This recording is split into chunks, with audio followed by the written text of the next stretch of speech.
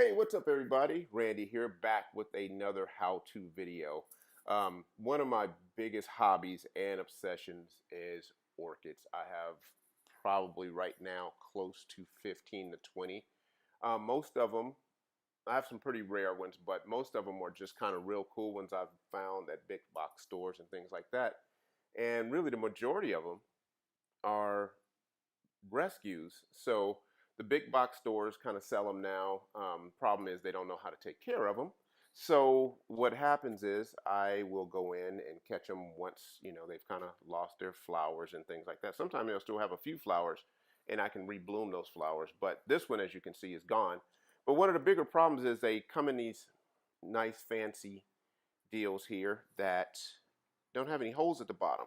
So the people at the store, they don't care. They just water them, and they'll end up getting like waterlogged inside here. So you'll see a lot of the roots are dead. So let's take a look at this one, and I can kind of show you. As you can see here, this one is dying off, and the flowers are gone.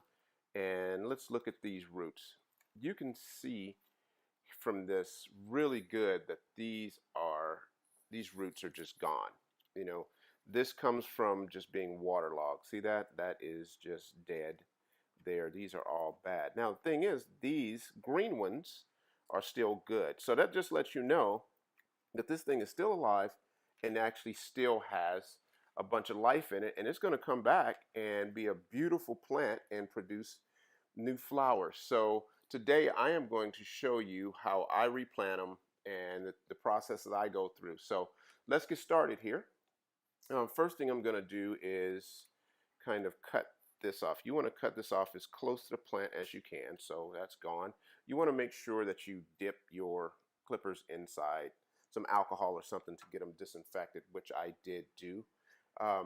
Then I like to I'm just going to use this stick because I don't have my chopsticks. Usually I use a chopstick, and I'm going to go in here now and just kind of clean off all of this old sphagnum moss. So with orchids, they need to breathe. Their roots like to breathe. They grow on the side of trees usually, so their roots have a lot of air, and so these companies usually will put them in sphagnum moss, which is not bad for them, but it will retain a lot of water if it doesn't have any breathing holes and or drainage holes. So as you saw with those, that one didn't have any drainage holes. So what happens is it just gets all nasty and soggy in here and creates a bigger problem. Now, the thing is, they do that on purpose. Let's be honest. They'll say it's because they'll say it's really because they want to put it in a decorative container. But most people don't know, how orchids grow and what their needs are. So what happens is they'll get waterlogged. So a lot of times people will pay really good money from a florist, and they'll send an orchid to someone, and that orchid will eventually just die.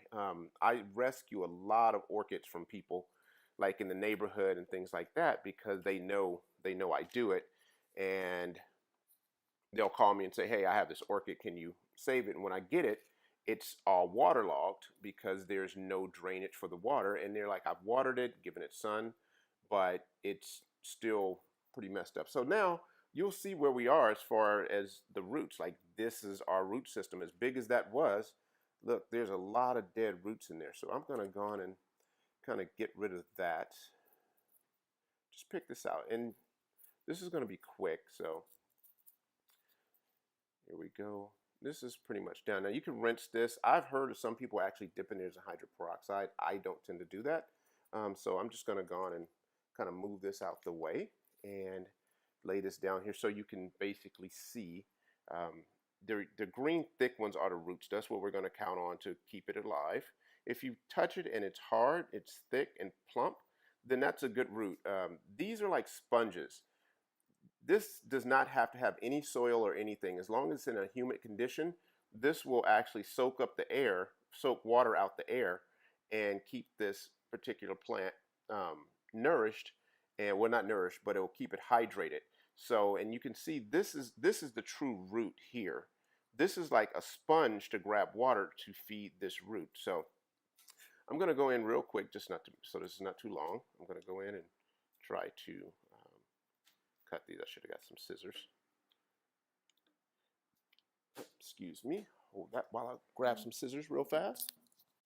All right, sorry about that. I'm back. So I got some scissors, and again, you want to dip these. And so I'm just going to clip off all of, I could technically leave those, but I'm going to look for any of these rotting, anything that feels like it's rotting, like that soft. I'm going to go on and get rid of that as close as I can. There. And see, that can go.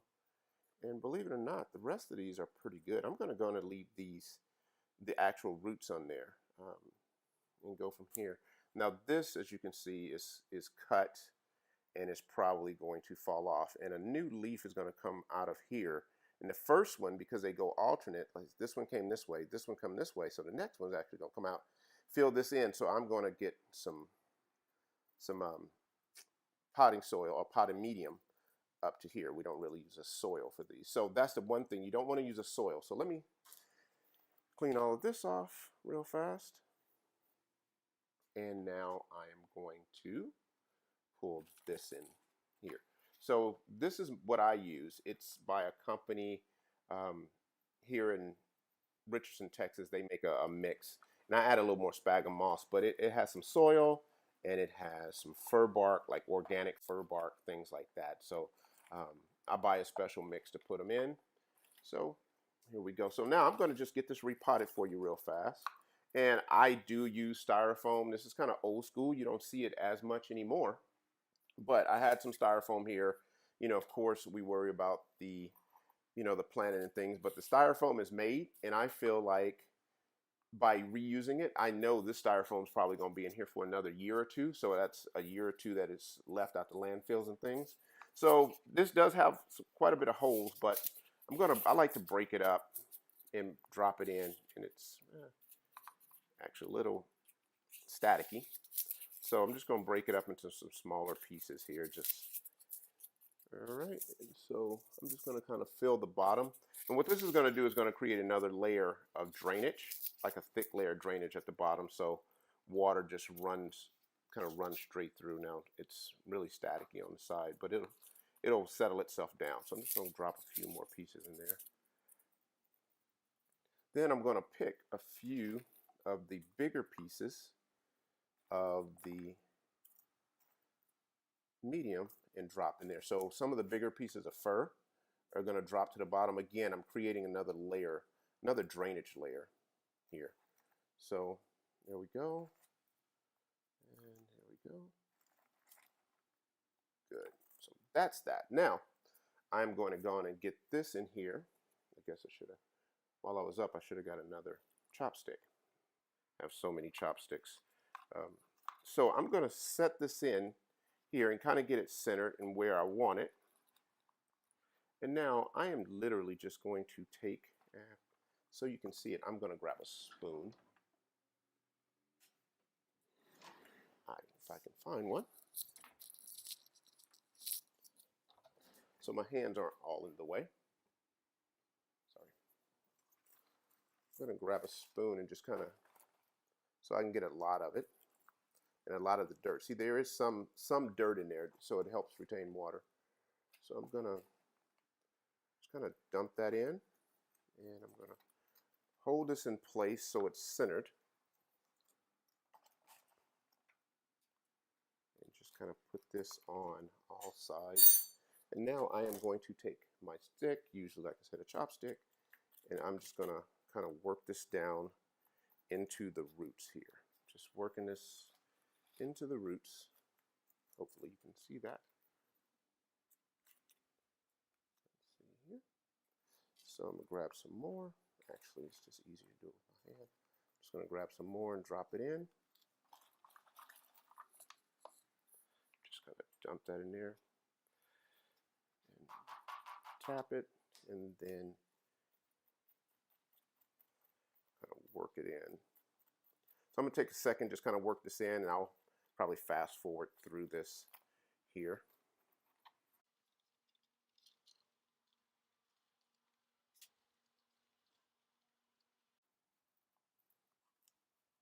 Now, what I want is for this crown to be above the median line. So I got this all in here and got it worked in.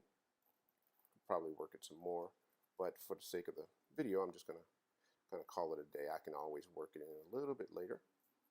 So I'm gonna get that there, and I'm gonna grab a little bit from the bottom with a little bit more of the thin medium again, and just drop that, because that eventually, when I water, will work itself into the root system here.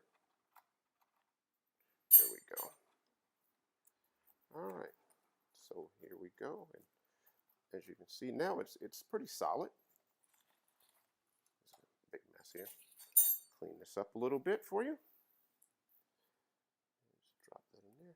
Now, the fur, when you water it, because you should soak water your plants instead of top watering them, because you don't want to get water inside the crown, because if you get water inside the crown, what's going to happen is if it doesn't have air flow, it will rot. So you don't want to do that. So I soak water. I'll show you that in a second. But what I like to do at the very end, so I can soak it without it floating out, I put some more of the sphagnum moss back on top. So this is some new sphagnum moss. I will reuse sphagnum moss. I'm sure there's a lot of people that think that that's kind of sacrilegious, but what I'll do is I'll boil it and get any germs and parasites and things like that. So I'll boil it, and then I will drain it and let it cool, and usually let it sit. So like this has probably been sitting a couple of months, just kind of sitting around as extra. So when I get back to it, the idea that it's, there's living organisms is very slim, I'm thinking. So again, I'm just going to kind of pile this up. Notice I'm getting it up around the crown, and I'm pressing this in. And that's pretty much the repotting of it. As you can see, it's pretty much centered. I'm kind of a stickler. The OCDs kick in, so I'll work it till it gets to the center. And so that is that. So now what I'm going to do, clean this up just a little bit. I'm going to move all of this out the way. And as you can see, here we go. Now this is repotted and pretty much ready to go. It'll go in the windowsill or whatever. Now I'm going to take a little bit of water and just the tiniest bit, as you can see, just the tiniest bit of food, and kind of drop it in there and stir it around real good. You don't want a lot, because from it being in bad shape in the beginning, and then the transplant and the cutting and all that, it's a lot of stress on the plant. So I don't want a lot, but I do want some in there. And I am just going to put that in. As you can see, that's floating. And if I didn't have the sphagnum moss in here, it would actually just, all that medium would float out. So by pressing that moist sphagnum moss, make sure it's moist already. Let it soak for about 15 minutes to get wet. Now this is just going to soak for a while, and I'm not going to push it down. And what will happen is, as it gets waterlogged and as the fir bark gets wet, it'll start to drop down and even out. And once it's standing up like this, I know that it's pretty much waterlogged enough, and that'll be it. And for the most part, I will guess in about a month or two, maybe in 3 or 4 weeks, I'll probably start to get a new leaf. And in about a month or two, you'll never know that this was a rescue. And I'm guessing, by this time next year, it will have a flower on it. So another successfully rescued orchid that more than likely would have gone in the trash or just, somewhere else. But now I'm going to take this, and once I bloom them and they start to bloom again, or they get healthy, I usually just give them away or let somebody keep them while the blooms are still going. So anyway, thanks again for watching, and I will keep up with you on this one and let you see the progress on it as it grows and gets healthy and things like that. So if you want, subscribe. I got a lot of wacky content I got coming up hopefully soon. Subscribe, don't subscribe, not a big deal. I just kind of put this information out for people who need it, so, or want it. And so, yeah, so subscribe and follow, because like I said, no telling what you might see on my channel, or whatever. So anyway, thanks again for watching, and take care. Peace.